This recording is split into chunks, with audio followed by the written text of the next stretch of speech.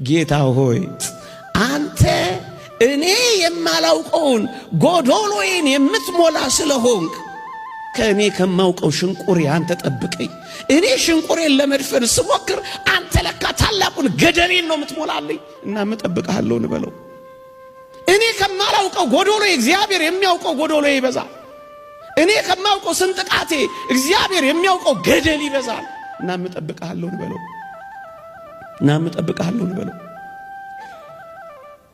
መቼ እንደሚጠቅም የሚያውቀው እግዚአብሔር ነው። አንተና እኔ አናውቀው እና ምን ጠብቀዋለን? እስኪ የዛን የቃና ዘገሊላ አላስታውሳችሁ።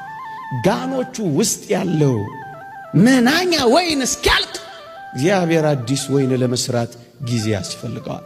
ሳያልቅ ለምን ይሰራል? አበረከተ ልታስብሉት ነው?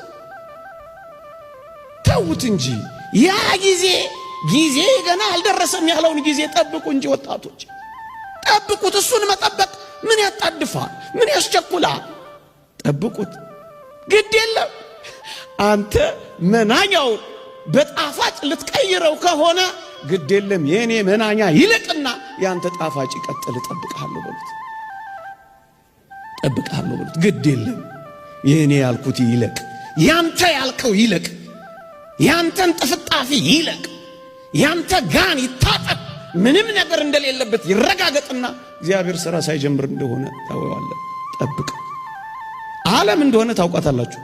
መጀመሪያ መናኛውን ታመጣለች። ይታወቅ ጌታ እግዚአብሔር ምስጢሩን ሁሉ ተመልከቱት። ጨለማን ፈጠረ፣ ከዛ ብርሃን አደረገ። እውነት አስብ፣ ከብርሃኑ በፊት ጨለማ መኖሩ። የዘፍጥረትን መጽሐፍ ጥቂት ገጾች ገና እንዳነበባችሁ ቀንና ሌሊት፣ ጨለማና ብርሃን፣ ክረምትና በጋ፣ መዝራትና ማጨድ በምድር ላይ ይፈራረቃሉ ነው የሚለው። ይሄማ አለ። ወጣቶች አትደንግጡ፣ አትሽቡ።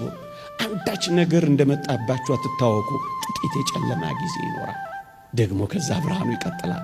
ለዚህ ነው ቃና ዘገሊላ መጀመሪያ መናኛውን ከዛ ጣፋጩን ያመጣው።